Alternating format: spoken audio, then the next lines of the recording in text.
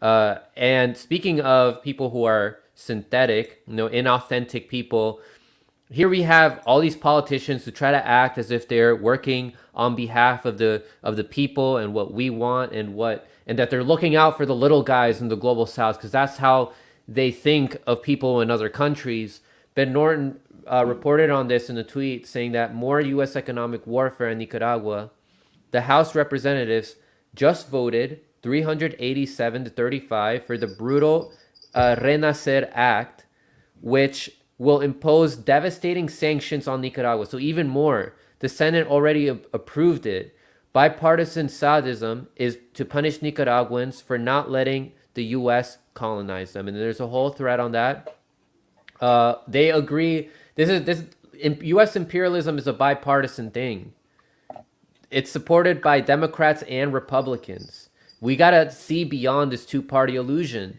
And additionally to that, these people that call themselves progressives, like Ro Khanna, Katie Porter, and Jamie Raskin, who's from my district, they voted yes on this. And here's the article that goes more into depth with this. So, Ramiro, I learned a lot about you about social imperialists like AOC, and some of these other progressives who try to act like they're looking out for us and that they're going to try to fight for peace in other countries. What do you have to say about this stuff?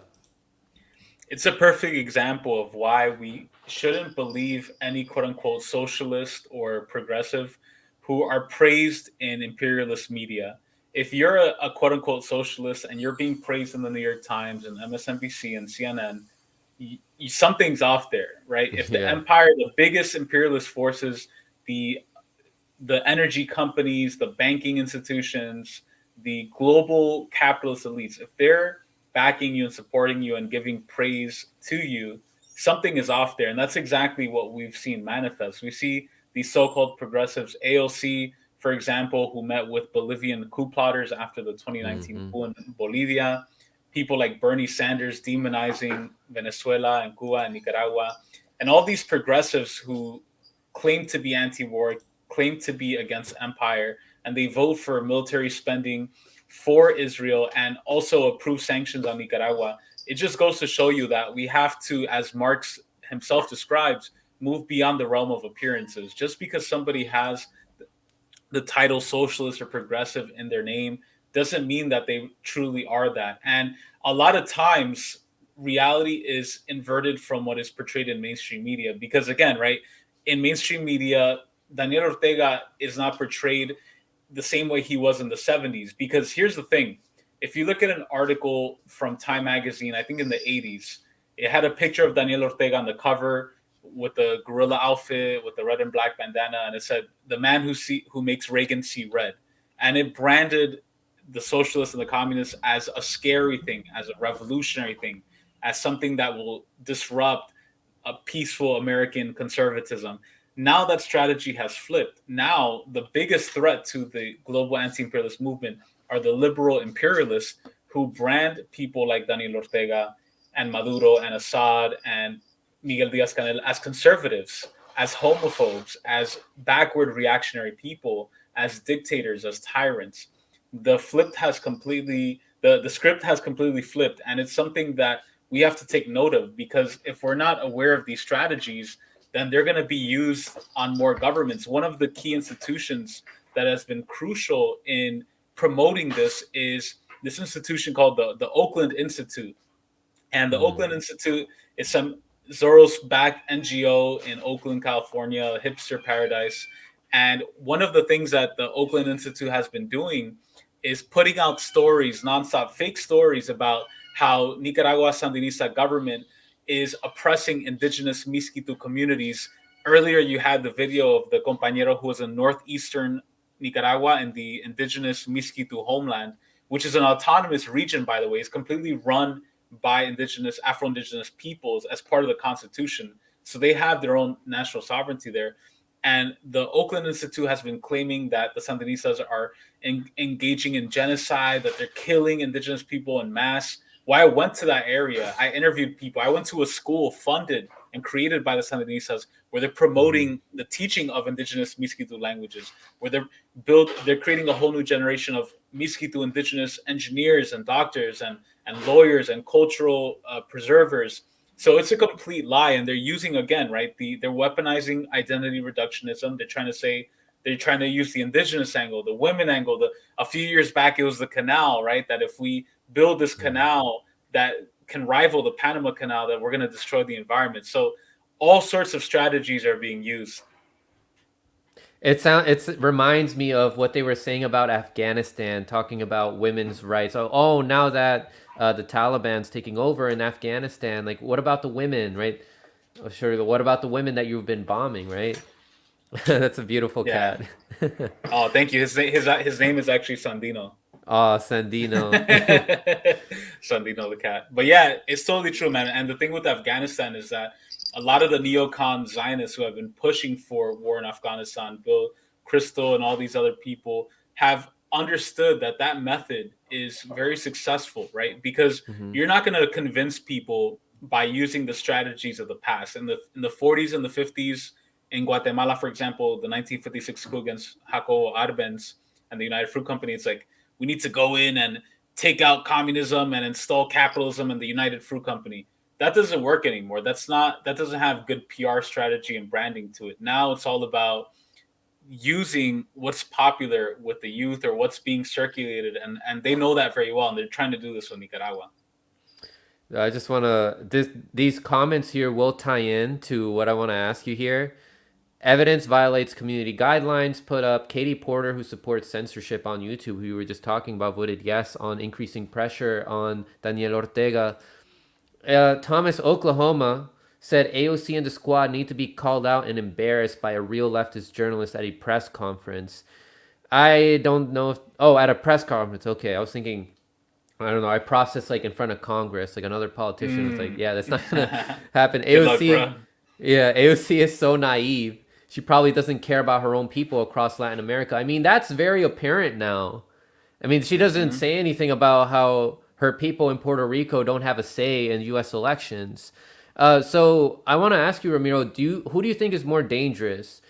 These right wingers that are more obvious about their stances and how they don't care about people in Latin America or anyone in the global south, or liberals or leftists that promote for censorship, which is now including the censorship that's happening to Nicaraguans on Facebook. People like AOC, who, as you said, she supports coups. She stood with the Bolivian coup leaders. She's not saying anything about this. She spoke against Maduro, saying that she stands with the people's freedom in Venezuela, and pretty much like picturing, trying to uh, make Maduro out to be this like tyrant, saying that as if they don't have like a fair election process in Venezuela. But yeah, what would you say? Who do you perceive as more dangerous, or do you say that this is just how it is, and we just have to see through both of them? What would you say?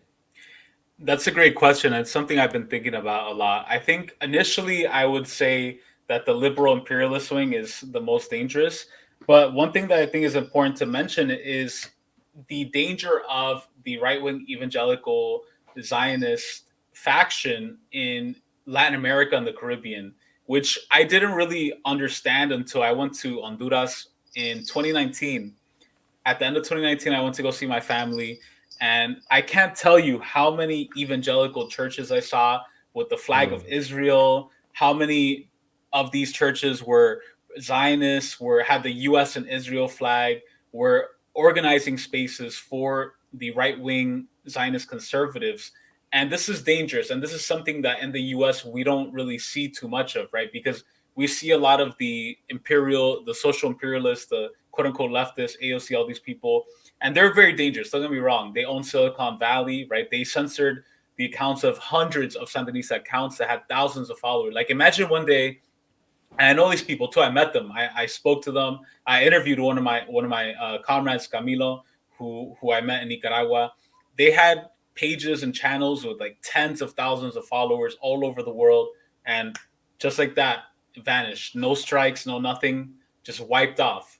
And that's a lot of work that goes into that. And this was, again, days before the election, knowing already this was a targeted attack, right? It's not like it was something that they said during the election. It was an orchestrated event. So I don't want to underestimate the imperial left violence, because it's Silicon Valley, it's the NGOs, the color Mm-hmm. revolutions, the NED, and that's very disastrous and brutal. Yeah. However, on the other hand, we have to keep in mind that within the right wing, the evangelical Republican right wing that represents the Somoza crowd, that represents that faction, it's very dangerous. What they're doing in Central America in particular is that they're using these evangelical churches to support right wing fascist ideology. For example, look at Bolivia in the 2019 coup against Evo Morales. You had Janine Añez and these psychopaths who came in with the Bible and said that this is the new law of the Yeah. land. They accused indigenous peoples of being satanic. They said that they worship the devil, that they were polytheists, and basically implementing genocide. We know in Guatemala during the 80s, another right wing evangelical Zionist, Efrain Rios Montt, who was backed, right, who helped train the Contras, who was backed by Reagan, backed by the neocon establishment. He also oversaw a genocide of thousands and thousands of indigenous Guatemalan Mayans who were communist, leftist, sympathetic, some cases not even political, and also using that same rhetoric, right, that is used against Palestinians. They're primitive, they're animals, they're Mm. barbaric, they're not holy like us. And we're also seeing this in Honduras with Juan Orlando Hernandez, the right wing government that is implementing these free market neoliberal cities and wiping indigenous people off the map. Let's not forget that Berta Cáceres, an indigenous Lenca woman, was murdered by a right wing evangelical Zionist government and many other activists. So the threat of this right wing neocon, Israel loving, Taiwan loving faction is very real. And I think they're a little bit more discreet about it. And they're making moves in the background very softly, very carefully. Steve Bannon advises a lot of these people. It's a lot of the same people who are against China. They think China is like some satanic empire. So while I do think that on the one hand, the liberals, because you have like that one camp, right? Like the Russia hating liberal NGO granola, soy latte hipster people, and then you have like the right wing neocon Zionist China bashing evangelicals who are very dangerous as well. So I don't want to underestimate one or the Mm-hmm. other. I think right now the Silicon Valley liberals are definitely the biggest threat, but I think in the long term the right wing neocons are also a threat to be reckoned with. Yeah. I think it depends on the group also. Like if you're like in a group of a bunch of leftists, some of them may be some individuals may be overlooking what uh, what leftists do and the tactics that they use to try to infiltrate. And then sometimes the people that realize this start to focus too much on that they may overlook what the right is doing, and they don't pay enough attention to what uh, right wing commentators like or with right wing talking points like Tim Pool say. Like they overlook that stuff, and Tim Pool has a lot of followers, and he's manufacturing their consent, misinforming them. Like this is dangerous. So at the end of the day, we got to keep our eye on both, the right and the left, and the tactics that they're using to try to manufacture people's consent for more imperialism.